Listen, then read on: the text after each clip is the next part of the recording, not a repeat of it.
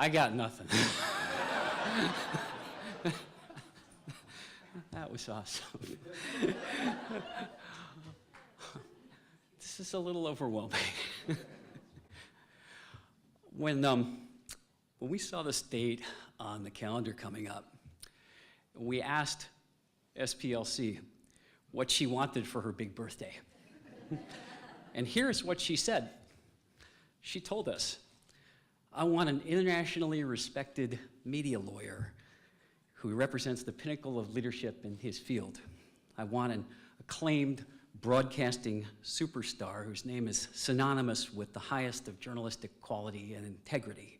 I want a brilliant, young, tech-savvy First Amendment lawyer who represents the future leadership of her profession. I want a national leader in philanthropy who can speak from a lifetime dedicated to the betterment of the quality of journalism.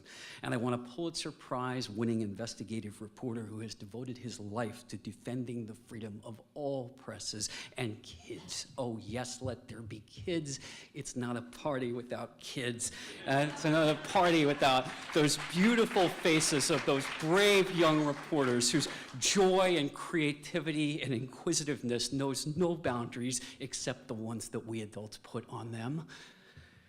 If you have ever had that magical birthday when you received every gift you could conceivably have imagined, you know just how overjoyed SPLC is right now. Her heart is overflowing and she thanks all of you.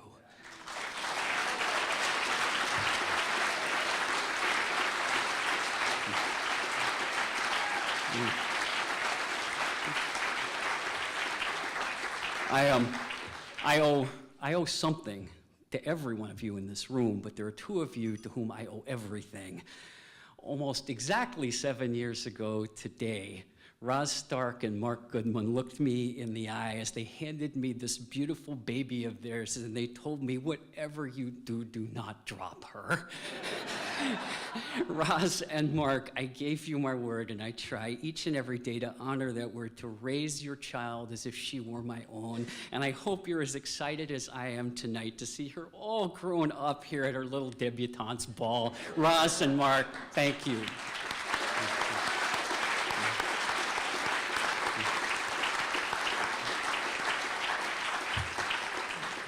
I have only one job at the SPLC, and that job is to stand back and get out of the way of an amazingly talented, dedicated, hardworking staff. The incomparable Adam Goldstein, who just celebrated 11 years with us. The unflappable Karin Flom, newest member of our staff. Karin is responsible for everything you see here tonight. If you're an intern, a fellow, a staff member of the SPLC, stand up and let us thank you. Stand up, all of you. Yay.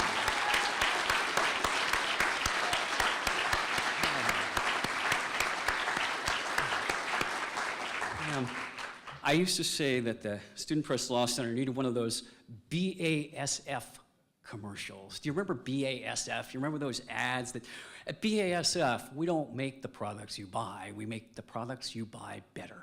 Remember that? And our version would be, at SPLC, we don't make the journalism that you read, we make the journalism that you read better. And here's what I mean by that. Last September, the SPLC's legal hotline rang, as it does every 2,000 times every year, with a call from the newsroom advisor at the Crimson White newspaper at the University of Alabama. We've got a really sensitive story breaking, he told us, and we need a lawyer to walk us through it. And that was the start of many conversations that continued literally up to the wee hours of the morning of September the 11th, 2013, when the editor of the Crimson White, Maisie Bryant, pushed the send button and uploaded her story, The Final Barrier. The Final Barrier broke a century-long silence about the de facto segregation system in Alabama sororities. It exploded across the campus and reverberated around the country.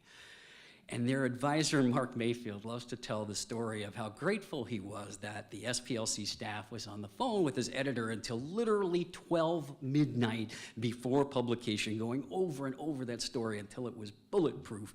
And I saw Mark at a ceremony last fall where I presented Maisie. and her staff with the SPLC's College Press Freedom Award, and I had to lean over to Mark and tell him, not to get technical, Mark, but that was 12 midnight Central Time.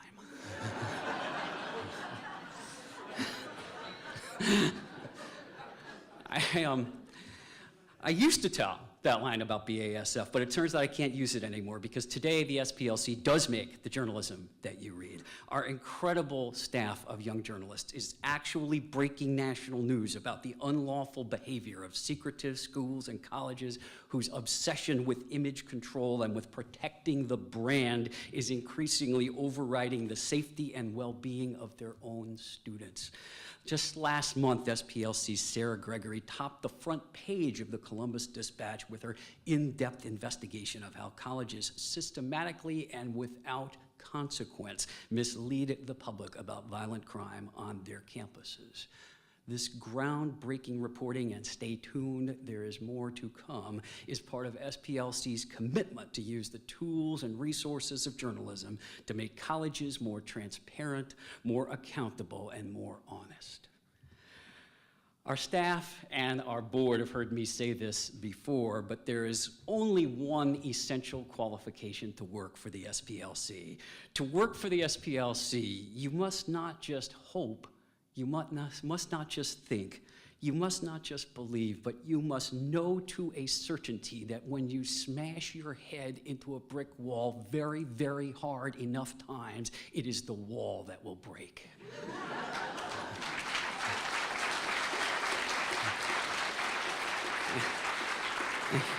And here's what I mean by that. You saw in that terrific video a college journalist, Nick Oxner, sharing his story about how SPLC helped him when he sued his university for access to police reports. When we met Nick, his own lawyer had dumped his case after losing at the North Carolina Court of Appeals. And as we asked around the state, every lawyer in North Carolina told us the same thing.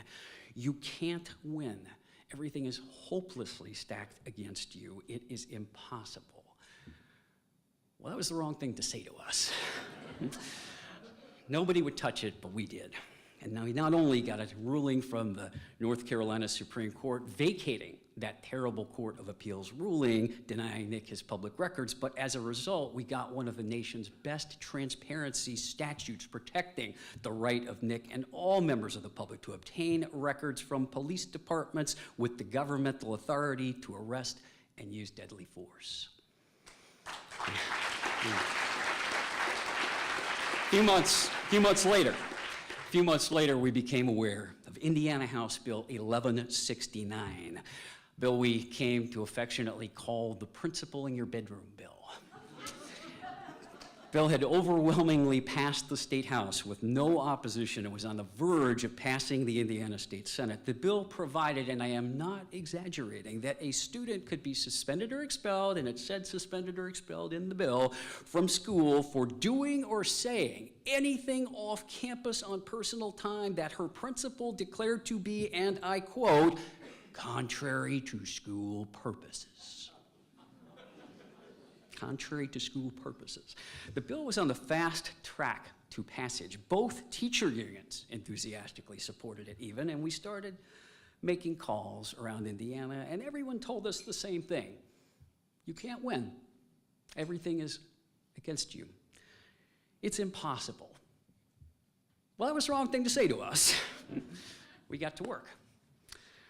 We got on a plane, went to Indianapolis, turned around those teachers unions, got them to withdraw their endorsement. We got the State Bar involved, the State Press Association, the NAACP, the Civil Rights Community. And in an overnight reversal, the Senate committee that had preliminarily approved that bill voted to kill it instead, making Indiana a safer place to be a kid.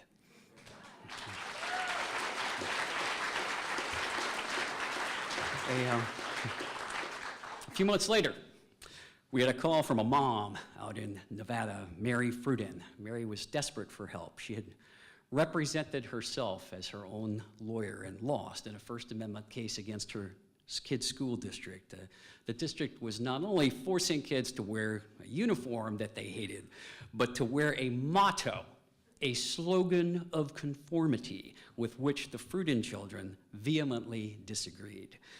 The district court's ruling not only went against the Fruden family, but it undermined the strong protection of the Tinker principle that Mary Beth Tinker and her family had worked so hard to achieve. Well, Mary's case had been turned down by every lawyer in the Ninth Circuit. They all told her the same thing. You can't win. Everything is stacked against you. It's impossible. Well, you'd think by now people will learn not to say that to us. But it turns out we got to work, and in August of this year, we not only won that case, we won it on a 3-0 vote for the Ninth Circuit Court of Appeals. We made some new legal precedent protecting all young people against being made into walking billboards for their school's chosen messages.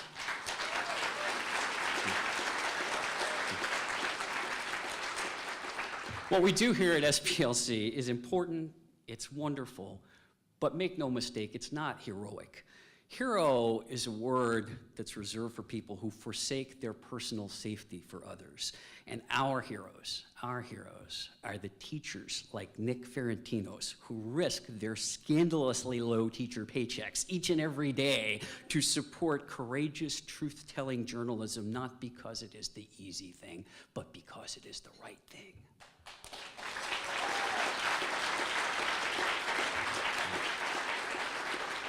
We've had some memorable accomplishments, but the memories and the faces that stay with you and drive you each day to work harder are the faces of the rescues that we couldn't make. They're people like Kate Wilson, the teacher every journalism student deserves, whose kids at Virginia's Madison High School, yes, named after James Madison, used public records to expose how their dilapidated school building was inaccessible to the disabled and dangerously out of compliance with safety standards. Kate's newspapers were confiscated, her job was eliminated, and her program was decimated. You remember the people like Crystal Myers, an 18-year-old high school senior in Lenoir City, Tennessee, who just wanted to publish an editorial calling for her teachers to stop indoctrinating atheists like her with fundamentalist Christianity during class time. Her teacher, James Yoakley, lost his job for supporting his students, and when Crystal asked her superintendent for an explanation, he said that the editorial, and I quote, might provoke passionate conversations. And you remember the faces of people like Katie Maxwell, the editor of the Clarion in Riverside, Illinois, just outside of Chicago. Katie decided that she was going to get students involved in their local school board elections by creating and hosting an online chat where students could directly question and interact with the candidates for Board of Education. The district superintendent pulled the plug. He vetoed the candidate forum, and he forced the students to cancel it. And when Katie asked for an explanation, the superintendent told her, and I quote, "Too much could go wrong." This is where we are today in our education system. Far too many of our schools begin each day governed from a place of fear and not from a place of trust, shackling their most creative and their most civically aware students with the tyranny of low expectations. When passionate conversations are a distraction from school instead of the whole point of school, then you know that schools have lost their way. Beyond the impact on journalism and the public's right to know, this unethical behavior by our schools and the people held up as educational role models sends our young people out into the world with the most disempowering civics lesson imaginable. Schools and colleges are so good at giving lip service to civic engagement when civic engagement means starting the Model UN and having a debate about famine in Darfur. But the moment that students like Katie Maxwell try to actually civically engage on issues of social and political concern, too many schools use that censorship authority to shut down those passionate conversations. if the lesson that students graduate with is that people in authority get to lie and break the rules, and that you can't fight City Hall, and that you'll be punished if you do, then we are doing civics completely wrong. It is our job to fix this. It is our commitment to fix this. And yes, it is an audacious undertaking. In fact, you might say, we can't win. It's hopeless. Everyone is against us, and it's impossible. I hope so. I really sure hope so. Because when we're all back here in 10 years for the 50th anniversary of the Student Press Law Center, it'll make so much better of a story when we reminisce about how we did it. With the deepest of sincerity, I thank each of you for everything you have done and everything you will do to make the world a safer place to learn and teach journalism. We want your money. Pause here for dramatic effect. We want your money, but we need your voices. We need you to fan that flame that Jack Nelson ignited, that Chris Fager and Michael Simpson and Mark Goodman kept burning for transparent, accountable, inclusive, empowering schools with no fear of the passionate conversation. I invite each of you to join hands with us. Lower your heads and charge that brick wall just as hard as you possibly can, because we do not just hope, we do not just think, we do not just believe, but we know that the future of our democracy and a better education for all of our Jillians and all of our Tanvis is what is on the other side. Thank you. God bless you, and thank you for coming.